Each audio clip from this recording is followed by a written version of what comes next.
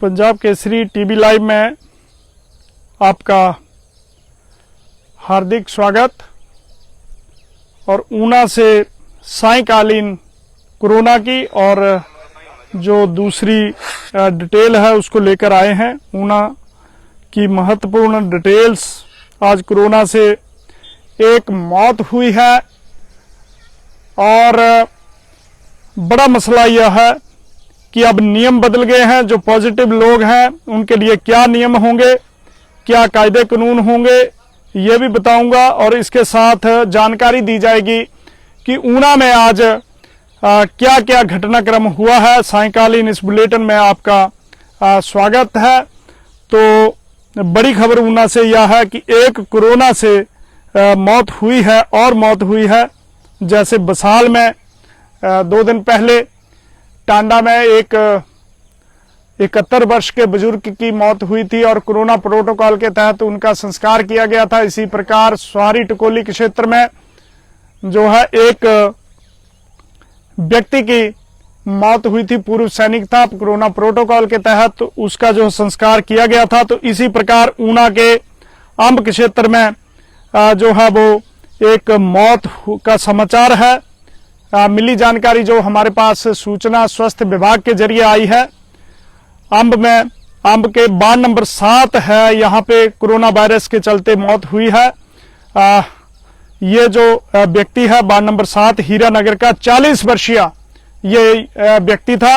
उम्र 40 वर्ष थी। कोविड-19 से ये पॉजिटिव था और लीवर की बीमारी से ग्रस्त था। गत दिनों उसे इलाज के लिए पीजीआई चंडीगढ़ लेके जाया गया था, लेकिन चंडीगढ़ में सैंपल जो इसके लिए गए पॉजिटिव आया। उसके बाद इसे घर भेज दिया गया। मंगलवार को आया था और ये जो इसके घर में इसकी पत्नी है वो भी पॉजिटिव थी, लेकिन बाद में इसका फॉलोअप सैंपल आया तो नेगेटिव हो गई और इसने वीरवार सुबह जो है वो दम तोड़ दिया है। स्वास्थ्य विभाग ने इस कोरोना पॉजिटिव जो पेशेंट था, जो लीवर की जिसे बीमारी भी थी, उसका जो संस्कार है, अंतिम संस्कार कोरोना प्रोटोकॉल के तहत किया गया है। ऊना की माने तो ये यूं तो आंकड़ों के मुताबिक अब तक 9 मौत हो चुकी है, लेकिन 11वीं मौत है, क्योंकि जो पीजीआई में सैंपल लिए जाते हैं उनको वहां पे दर्ज किया जाता है। कुछ इसमें आंकड़ों में सरकार का और हमारा जो है उसमें फर्क है, लेकिन करीब 12 लोगों की अब तक जो है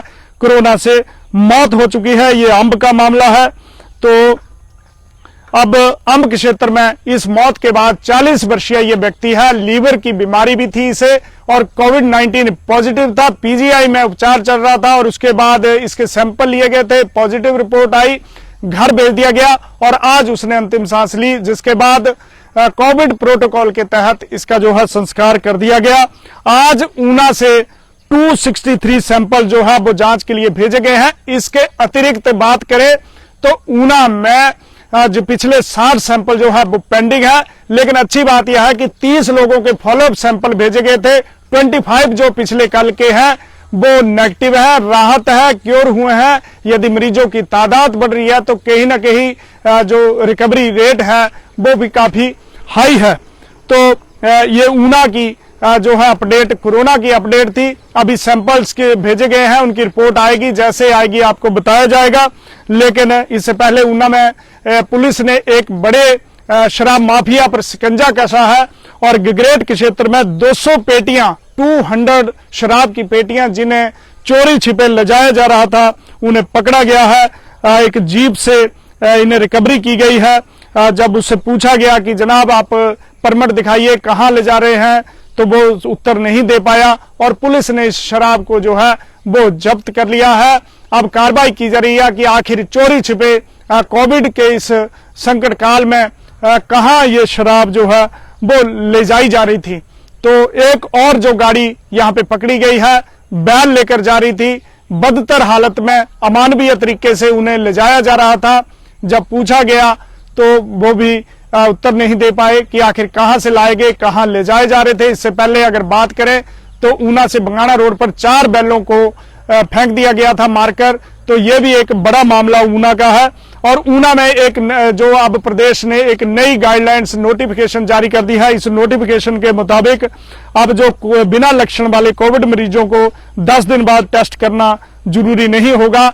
जिन पेशेंट को अब किसी प्रकार के कोई जो फीवर नहीं होगा लास्ट के 3 दिन, उनका फॉलोअप सैंपल नहीं होगा, उन्हें घर भेज दिया जाएगा। बढ़ते हुए मरीजों के मद्देनजर जो नई गाइडलाइंस जारी कर दी गई है उसके मुताबिक बिना लक्षण वाले कोविड मरीजों को 10 दिन बाद डिस्चार्ज करने के लिए फॉलोअप सैंपल की प्रक्रिया से नहीं गुजरना पड़ेगा।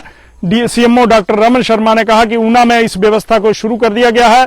नई गाइडलाइंस के मुताबिक कोविड केयर सेंटर में रह रहे बिना लक्षण वाले यानी जिन मरीजों को किसी प्रकार की कोई जो है फीवर या कोई लक्षण दूसरे नहीं आते 10 दिन तक, उनको बिल्कुल डिस्चार्ज कर दिया गया है। उन्हें 7 दिन होम क्वारंटाइन रहना होगा। ऐसे मरीजों को डिस्चार्ज करने से पूर्व जो कोविड टेस्ट की परीक्षण किया जाता था अब नहीं किया जाएगा। केवल जो गंभीर लक्षण वाले कोविड जो केयर सेंटर में पेशेंट होंगे उन्हें ही जो है उनका ही फॉलोअप सैंपल लिया जाएगा।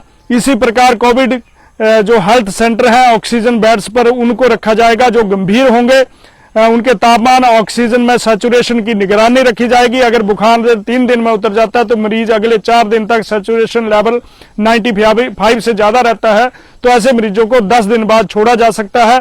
मगर बुखार, सांस लेने में दिक्कत और ऑक्सीजन की जरूरत जो है जिनको होगी उन्हें ही वहां पे रखा जाएगा। तो ये एक जो है नई गाइडलाइंस आ चुकी है। एक महिला की भी यहाँ पे विवाहिता की संदिग्ध परिस्थितियों में मौत हुई है। मुबारकपुर के क्षेत्र जो गोंदपुर बनेरा के क्षेत्र है वहां की एक महिला को गत दिनों दौलतपुर अस्पताल में ले जाया गया था। वहां पे उसकी मौत हो गई और पाया गया कि उसके शरीर पर कुछ निशान थे। तो अभी परिजनों ने शिकायत दर्ज करवा दी है और पता चला है कि महिला को मरने से पहले कुछ उसके शरीर पर जो यातनाओं के निशान थे। हालांकि पुलिस इन्वेस्टिगेशन कर रही है और मामला जो है 304A और विभिन्न धाराओं के तहत दर्ज कर लिया गया है।